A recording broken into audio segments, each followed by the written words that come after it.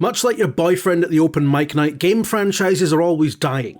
Every gaming publisher, holding company and investment portfolio has a virtual graveyard of intellectual properties that they just seem to have forgotten about. I mean, who even owns Sleeping Dogs now? I've lost track of it. Is it under the Square Enix Cup or the Embracer Cup? Nobody knows, nobody cares. Least of all, whoever owns it. I'm getting sidetracked here. What we're interested in today are the best franchise revivals ever. Yes, we're taking a look at those rare and special times when a dormant or presumed dead series rose like a phoenix back into the public consciousness, and against all odds, stayed there. So basically the polar opposite of what happened with Alone in the Dark. Yeah, that came out this year. You forgot, didn't you?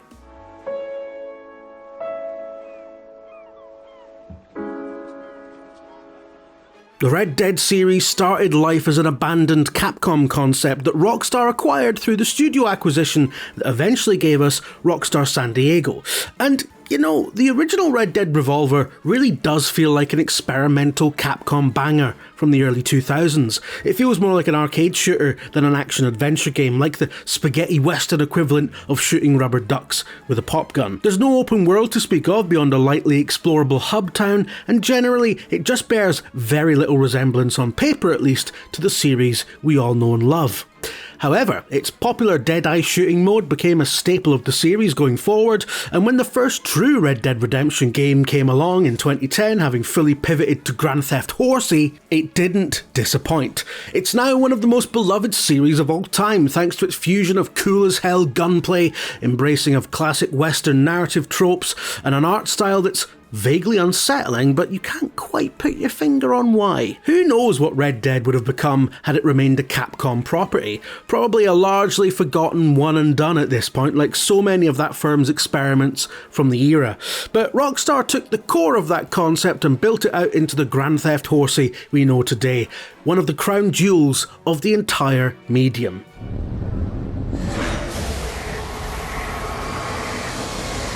The XCOM series turned 30 this year, making it old enough to give up drinking. Those of us of a certain vintage remember the original fondly as a turn-based tactics and global strategy game with a vague B-movie aesthetic. Impossibly high stakes and graphics that looked incredible for the time. I know it's hard to believe, but this had dynamic shading and destructible environments, and it was also one of the earliest instances of the PC version of a game being superior to the Amiga one, and honestly that was a shock.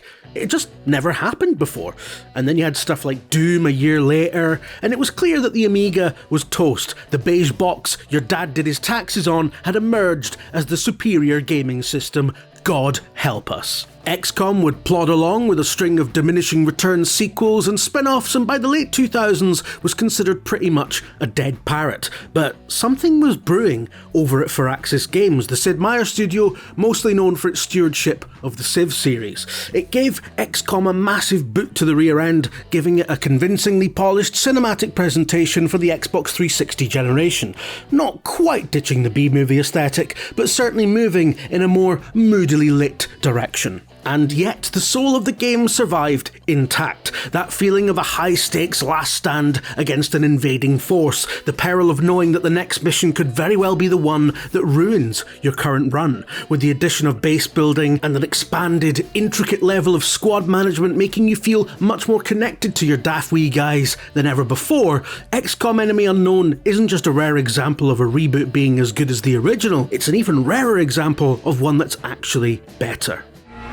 And in Washington tonight, crowds continue to gather in front of the Capitol. Nobody asked for a new Deus Ex game, least of all Deus Ex fans who'd already gone through the heartbreak of a crap sequel and were seething at the idea of a potentially crap prequel/reboot. But they needn't have seethed, because Human Revolution was a triumph. A 360-era RPG through and through, Human Revolution made the Deus Ex series cool and accessible to a whole new generation of gamers. Remade in the mould of a peak BioWare-era choice and consequence action game, it arrived stuffed with secrets to find, scandalous emails to hack, 2 incredible hub worlds based on Detroit and Shanghai, and dozens of tasty missions which could naturally be approached in multiple ways depending on your preferred skill set. Though you could feel the budget running out by the rushed final third, it was and remains a remarkable second wind for a series that had skidded into a bin with a subpar sequel, leaving the series in good health going forward. And we won't talk about what happened afterwards.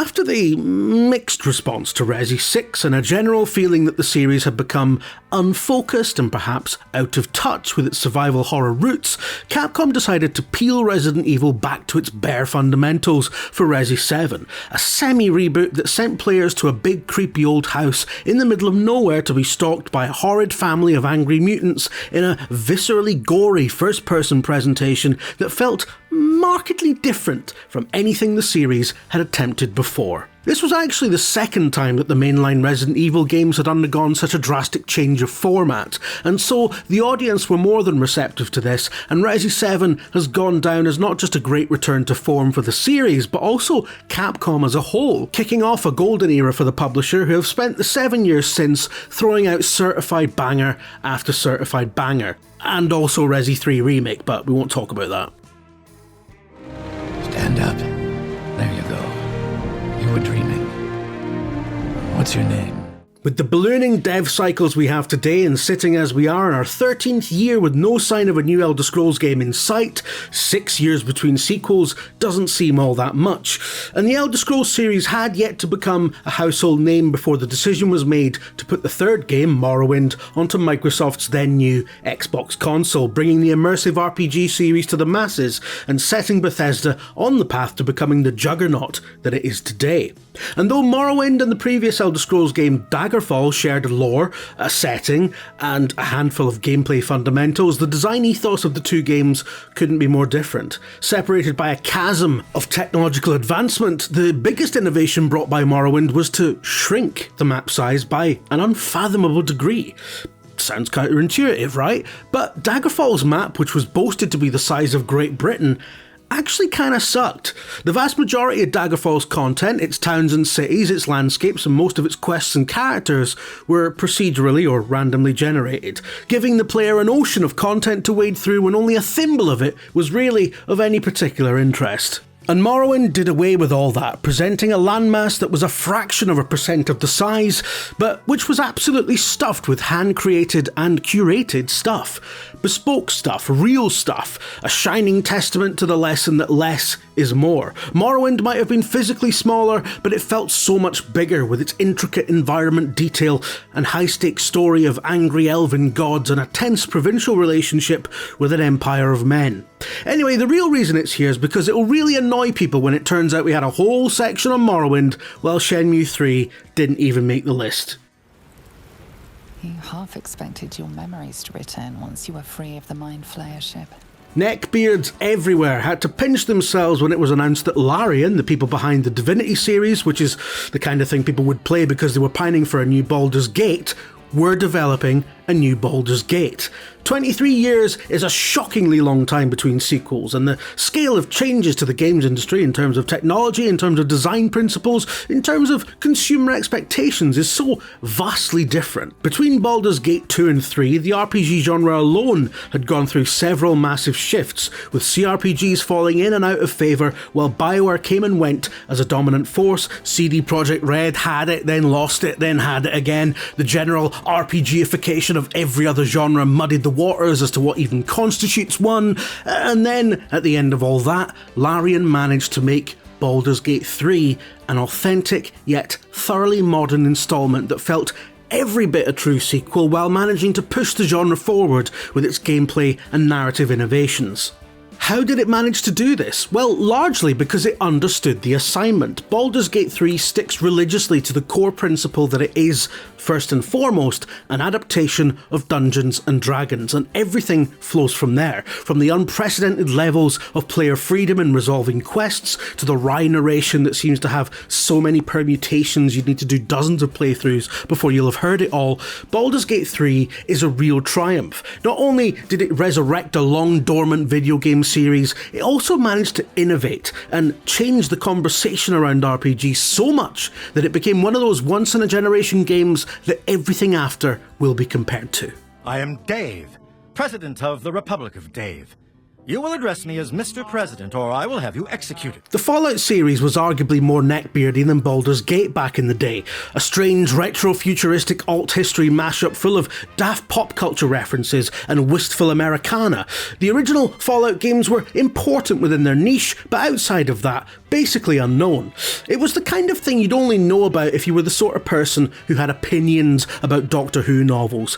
After a successful run of mainline games and a couple of spin-offs, what would have been the third game ended up in development hell in the midst of the financial collapse of its publisher. Long story short, the series ended up in the hands of Bethesda, who by that point were extremely hot property following the runaway success of The Elder Scrolls IV Oblivion on Xbox 360, a landmark RPG that arguably popularised the entire Western RPG genre and certainly made Bethesda a household name.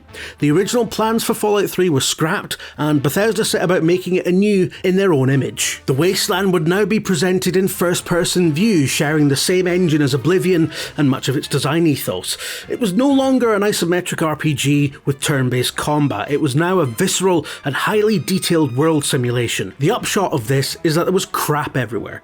Loads of it. So much clutter that they had to invent a gun that shoots junk just to give you something to do with it. And this was a game with a big old budget. Liam Neeson from Star Wars and some other shite played your dad, which is a huge deal. Following Oblivion, which starred the likes of Patrick Stewart, Terence Stamp and Sean Bean, Fallout 3 cemented Bethesda as a studio with significant resources and cultural capital, which would certainly put the Fallout series in good stead when Hollywood sat down to adapt it into a TV show many years later.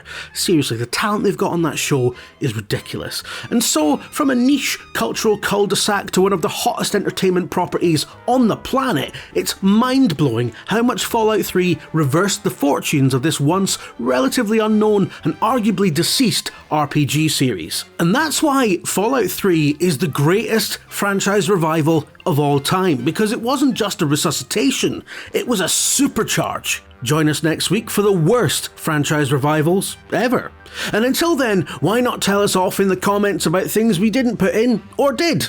Like and subscribe.